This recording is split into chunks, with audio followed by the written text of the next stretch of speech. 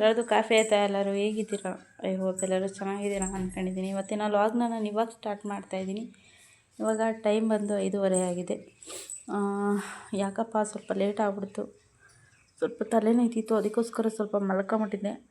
ಅದಕ್ಕೋಸ್ಕರ ಇವಾಗ ಸ್ಟಾರ್ಟ್ ಮಾಡ್ತಾಯಿದ್ದೀನಿ. ಬನ್ನಿ ಇವತ್ತಿನ ವ್ಲಾಗಲ್ಲಿ ಏನೇನು ಕೆಲಸ ಮಾಡಿದೆ ಅಂತ ಅಂದ್ಬಿಟ್ಟು ಹೇಳ್ತೀನಿ. ಅದಕ್ಕೂ ಮುಂಚೆ ನನ್ನ ಚಾನಲ್ನ ಯಾರೆಲ್ಲ ಸಬ್ಸ್ಕ್ರೈಬ್ ಮಾಡ್ದೆ ನೋಡ್ತಾ ಇದ್ದೀರಾ, ದಯವಿಟ್ಟು ಸಬ್ಸ್ಕ್ರೈಬ್ ಮಾಡ್ಕೊಳ್ರಿ ಅಂತ ಹೇಳ್ತಾ ಇವತ್ತಿನ ವ್ಲಾಗ್ ಸ್ಟಾರ್ಟ್ ಮಾಡ್ತಾಯಿದ್ದೀನಿ. ಬೆಳಗಿಂದ ಏನೇನು ಕೆಲಸ ಮಾಡಿದೆ ಅಂತಂದರೆ, ಬೆಳಗ್ಗೆ ಸಾಂಬಾರಿಗೆ ಏನೂ ಇರಲಿಲ್ಲ, ಅದಕ್ಕೆ ಹೆಸ್ರು ಕಾಳು ಬೇಳೆಕಾಳು ಹಾಕ್ಬಿಟ್ಟು ಬಸ್ಸಾರು ಮಾಡಿದೆ. ಬಸ್ಸಾರು ಮಾಡಿಟ್ಬಿಟ್ಟು ಪಾತ್ರೆ ಎಲ್ಲ ತೊಳೆದೆ. ಯಾಕೋ ಇವತ್ತು ನನ್ನ ಮಗ ಸ್ಕೂಲ್ಗೆ ಹೋಗಿರಲಿಲ್ಲ. ಆಮೇಲೆ ಪಾತ್ರೆ ಎಲ್ಲ ತೊಳೆದು ಮೇಕೆಗೆ ಸೊಪ್ಪೆಲ್ಲ ಕಟ್ಟಿ ಮೇಕೆಗೆ ನೀರೆಲ್ಲ ಇಟ್ಟು, ಇವತ್ತು ಶನಿವಾರ ಆಗಿರೋದ್ರಿಂದ ಸ್ವಲ್ಪ ನನ್ನ ಮಗಳೂ ಬಂದಿದ್ಲು. ಅವಳು ಬಂದಿದ್ಲೋ ಇಲ್ವೋ ನನಗೆ ಗೊತ್ತಿಲ್ಲ. ನಾನು ತೋಟದ ಹತ್ರ ಹೋಗಿದ್ದೆ. ನಾನು ನನ್ನ ಮಗ ತೋಟದ ಹತ್ರ ಹೋಗಿದ್ದೋ ಏನಕ್ಕಪ್ಪ ಅಂತಂದರೆ, ನಾವು ತೋಟದ ಹತ್ರ ಹೋಗುವಾಗ ಟೈಮ್ ಒಂದು 12 ಗಂಟೆ ಆಗಿತ್ತು.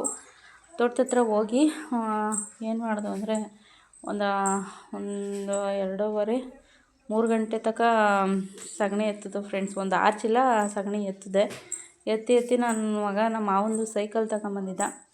ಆ ಸೈಕಲಾಗಿ ಕಳಿಸ್ದೆ. ಆಮೇಲೆ ಸ್ವಲ್ಪ ಹೊತ್ತು ಸ್ವಲ್ಪ ಸಾಕಾಗಿತ್ತು, ಅದಕ್ಕೋಸ್ಕರ ಸ್ವಲ್ಪ ಹೊತ್ತು ಅಲ್ಲೇ ಕೂತಿದ್ದಾದಮೇಲೆ ಮನೆ ಹತ್ರ ಬಂದೆ. ಬಂದಾದಮೇಲೆ ಅಲ್ಲೇ ಇದ್ದೆ ತೋಟದ ಹತ್ರನೇ. ಇನ್ನೂ ಸ್ವಲ್ಪ ಹೊತ್ತು ಎತ್ತೋಣ ಅಂತ ಹೇಳ್ಬಿಟ್ಟು ತೋಟದ ಹತ್ರನೇ ಸೇರ್ಕೊಂಡಿದ್ದೆ. ಆಮೇಲೆ ನನ್ನ ಮಗ ಬಂದು, ಅಮ್ಮ ತಾತಂಗೆ ಊಟಕ್ಕೆ ಇಕ್ಬೇಕಂತೆ ಬಾ ಅಂತ ಹೇಳ್ದ. ಆಮೇಲೆ ನೀನೇ ಇಕ್ಬಿಟ್ಟು ಬರೋದಲ್ವೇನಪ್ಪ ಅಂತ ನಾನು ಹೇಳಿದ್ಕೆ, ಇಲ್ಲ ತಾತಂಗೆ ನಾನು ಇಕ್ಬಾರ್ದಂತೆ, ನೀನೇ ಬರಬೇಕಂತೆ ಅಂತ ಹೇಳ್ದ. ಯಾಕಂದರೆ ಫ್ರೆಂಡ್ಸ್, ಯಾಕೆ ಆ ಥರ ಹೇಳ್ತವ್ರೆ ನಮ್ಮ ಮಾವ ಅಂತಂದರೆ, ಅವನು ಸಾಂಬಾರು ಕಾಯಿಸಲ್ಲ, ಬಿಸಿನೀರು ಕಾಯಿಸ್ಕೊಡಲ್ಲ. ಅದಕ್ಕೆ ಸಾಂಬಾರು ಕಾಯಿಸಲ್ಲ, ಬಿಸಿನೀರು ಕಾಯಿಸ್ಕೊಡಲ್ವಲ್ಲ, ಅದಕ್ಕೋಸ್ಕರ ನಾನು ಸಾಂಬಾರು ಕಾಯಿಸಿ ಎಲ್ಲ ಬಿಸಿ ಮಾಡಿ ಇಡ್ತೀನಿ ಊಟಕ್ಕೆ. ಅದಕ್ಕೆ ಅವರು ನಾನೇ ಇಕ್ಲಿ ಅಂತ ಹೇಳ್ಬಿಟ್ಟು ಕರೆದ್ರು. ಅಲ್ಲಿಂದ 3 ಚೀಲ ಸಗಣಿ ಎತ್ಕೊಂಡು, ಅವಾಗ ತಾನೇ ನಾನು ಕೂತ್ಕೊಂಡು ಎದ್ದು ಅವಾಗ 1 ಚೀಲ ತುಂಬಿಕ್ಕಿದ್ದೆ. ಆದಮೇಲೆ 2 ಚೀಲ ತುಂಬಿಕ್ಕಿ ಎತ್ಕೊಂಡು 3 ಚೀಲ ಸೈಕಲಾಗಿ ಎತ್ಕೊಂಡು, ನಾನು ಎತ್ಕೊಂತೇನಾದರೂ ಕೇಳಲಿಲ್ಲ ನನ್ನ ಮಗ. ಮುಂದೆಗಡೆ ಸೈಕಲಾಗೆ ಇಟ್ಕೊಂಡಿದ್ದ.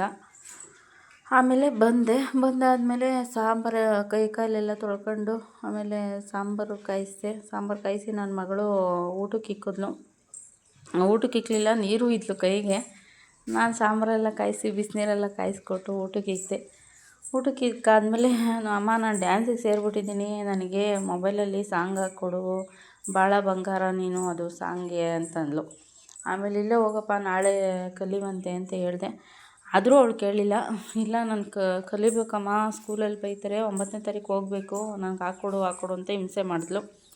ಆಮೇಲೆ ಹೋಗಲಿ ಅಂತ ಹೇಳ್ಬಿಟ್ಟು ಒಂದು ಸ್ವಲ್ಪ ಹೊತ್ತು ಸಾಂಗ್ ಹಾಕ್ಕೊಟ್ಟೆ.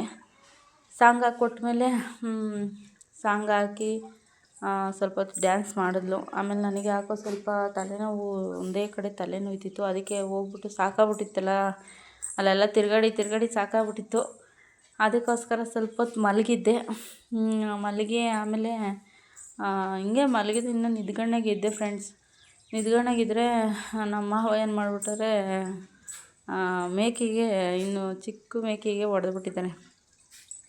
ಯಾವ ಮೇಕೆ ಅಂದರೆ, ಆ ಕಡೆ ಇದೆಯಲ್ಲ, ಆ ಕಡೆ ಮಕ್ಕಂಡು ಮೇಯ್ತಾ ಇದೆಯಲ್ಲ, ಆ ಮೇಕೆಗೆ ಹೊಡೆದ್ಬಿಟ್ಟವ್ರೆ. ಅದು ಬಿದ್ದುಬಿಟ್ಟು ಏನಾಗಿದೆ ಅಂತಂದರೆ, ಒದ್ದಾಡ್ತದೆ ಅಮ್ಮ, ಒದ್ದಾಡ್ತದೆ, ತಾತ ಹೊಡೆದ್ಬಿಟ್ಟೈತೆ ಅಂತ ಅಂದ ನನ್ನ ಮಗ. ಆಮೇಲೆ ತಡೆಯಪ್ಪ ನೋಡೋಣ ಅಂತ ಹೇಳ್ಬಿಟ್ಟು ಎದ್ದೋದ್ರೆ ಆಮೇಲೆ ಏನೂ ಆಗಿರಲಿಲ್ಲ. ಆಮೇಲೆ ನಾನು ಕತ್ತೆಲ್ಲ ನೀವಿ ಎಲ್ಲ ಸ್ವಲ್ಪ ನೀರಿಕ್ಕಿ ಎಲ್ಲ ಇದು ಮಾಡಿದೆ. ಆಮೇಲೆ ಸರೋಯ್ತು.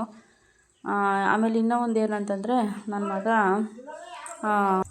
ಇನ್ನೂ ಒಂದು ವಿಷಯ ಏನಪ್ಪ ಅಂತಂದರೆ, ಬೆಳಗ್ಗೆ ನನ್ನ ಮಗ 2 ನನಗೆ ಗೊತ್ತೇ ಇಲ್ಲ 2 ಕೋಳಿ ಪಿಳ್ಳೆ ತಗೊಂಬಂದ್ಬಿಟ್ಟಿದ್ದಾನೆ.